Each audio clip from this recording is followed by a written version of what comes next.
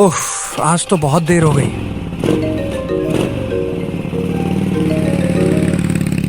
Hello. कहाँ पहुंचा? बस गांव के बाहर हूँ। कौन से रास्ते से आ रहा है? काली पगडंडी वाले रास्ते से। क्या पागल हो गया है क्या? अबे क्यों चिल्ला रहा है? आज अमावस्या है। तो मतलब उस रास्ते से मत आ। यार तुम लोग अभी भी इन बातों पर विश्वास करते हो? मजाक मत कर, जल्दी निकल वहां से। ठीक है बाबा, पहुंचकर बात करता हूँ। रवि सुन, तेरे पीछे। अमावस्या की रात थी। गांव के बाहर मौजूद काली पगडंडी पूरी तरह अंधेरे में डूबी हुई थी। उसी पगडंडी के किनारे एक विशाल बरगद का पेड़ खड़ा था। उफ, आज तो बहुत देर हो गई।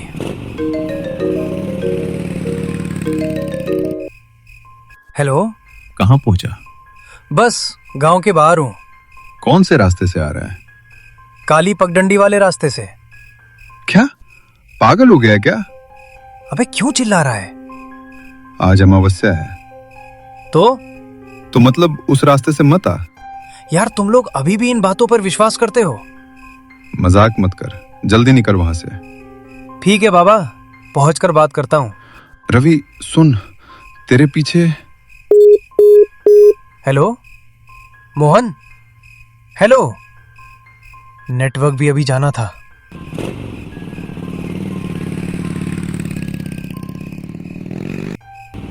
कुछ देर बाद रवि बरगद के पेड़ के पास पहुंचता है। अचानक उसकी नजर पेड़ के नीचे खड़ी एक आकृति पर पड़ती है। कौन है वहां? कोई जवाब नहीं। सुनाई नहीं देता क्या? फिर भी सन्नाटा। लगता है कोई गांव वाला होगा। तभी वो आकृति धीरे धीरे उसकी तरफ आने लगती है। अरे कौन हो तुम? कोई जवाब नहीं। रुको। आकृति और करीब आ जाती है। बोलते क्यों नहीं? अचानक रवि की नजर उसके पैरों पर जाती है। ये क्या? उसके पैर जमीन से ऊपर थे। नहीं, ये नहीं हो सकता। आकृति लगातार करीब आती जा रही थी। कौन हो तुम? तभी पहली बार वो आकृति बोलती है। इतनी जल्दी भूल गए? क्या? पहचाना नहीं मुझे? मैं तुम्हें नहीं जानता। झूठ। कौन हो तुम? मैं 5 साल से यही इंतजार कर रही हूँ। किसका? तुम्हारा। तभी तेज हवा चलती है और कोहरा हट जाता है और फिर रवि ने जो देखो, चेहरे का रंग उड़ जाता है। नहीं, ये नहीं हो सकता। जला और कटा हुआ चेहरा। रवि बोलता है, तू कौन है? मैं वही हूँ जिसे तू भूल चुका है। मैं तुम्हें नहीं जानता। अच्छी तरह जानता है। झूठ। तो फिर भाग क्यों रहा है? रवि पीछे हटने लगता है। मेरे पास मत आना। डर लग रहा है? तू इंसान नहीं है। और तू? क्या मतलब? क्या तुझे सच में याद नहीं?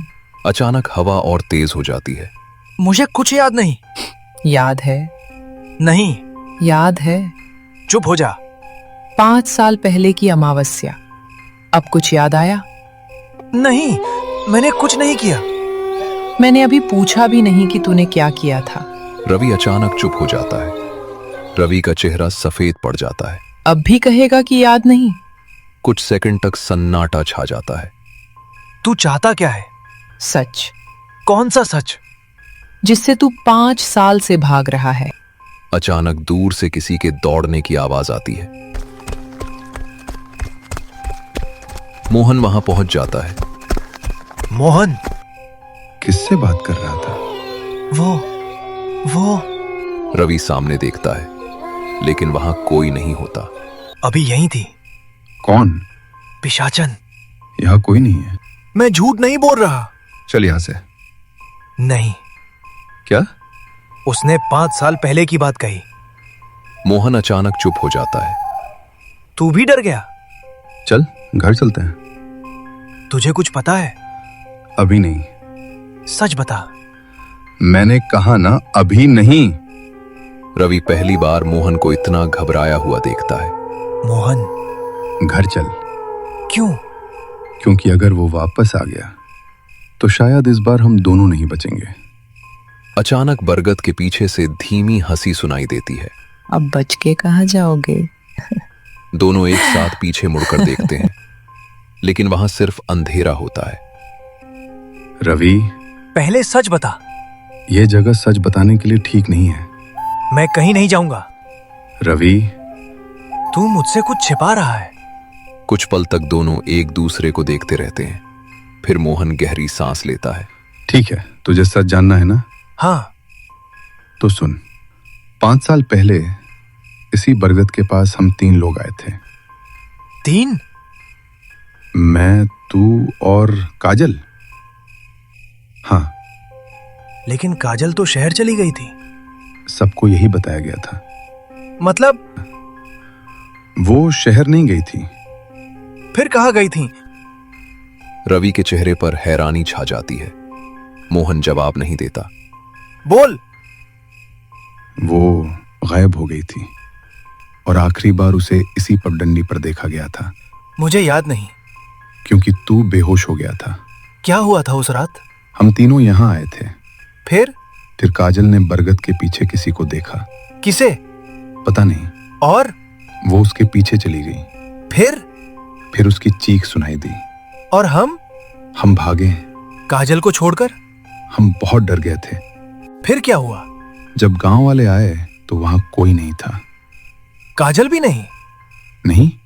अचानक पीछे से किसी के चलने की आवाज आती है। दोनों चुप हो जाते हैं। तूने सुना? हाँ।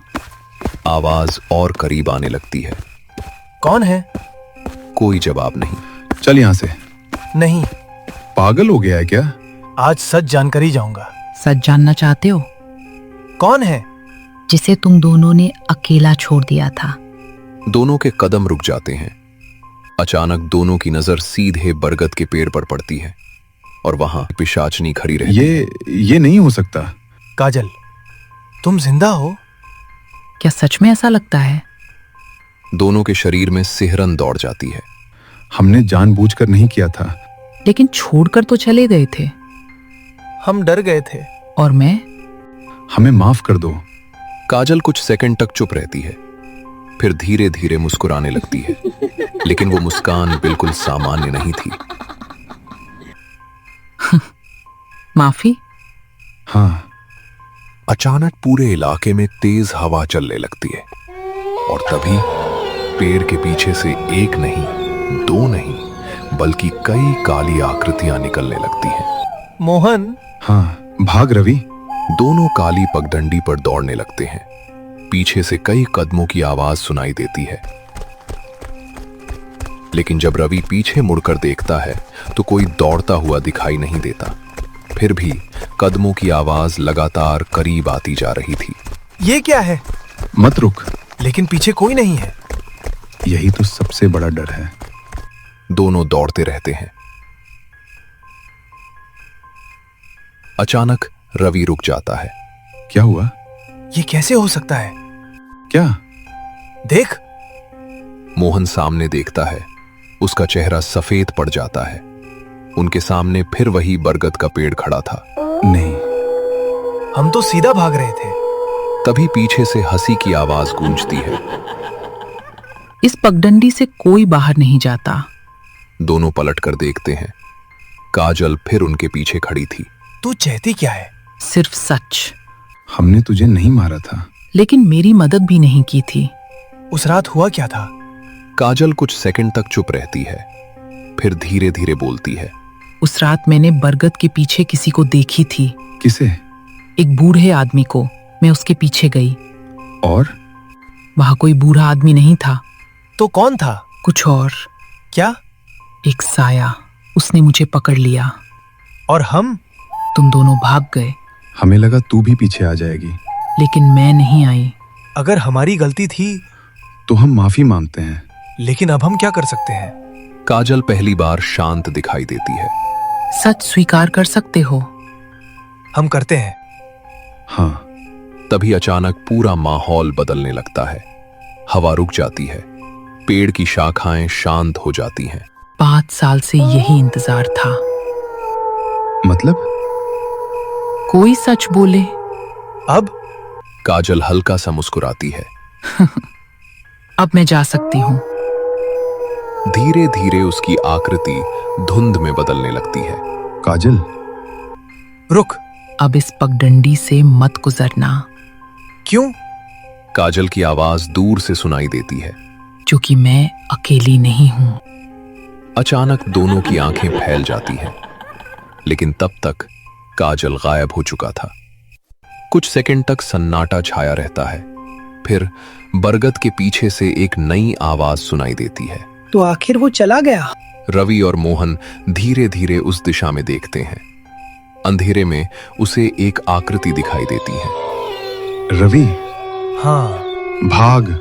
दोनों पूरी ताकत से दौड़ पड़ते हैं और उनके पीछे किसी के कदमों की आवाज फिर गूंजने लगती है।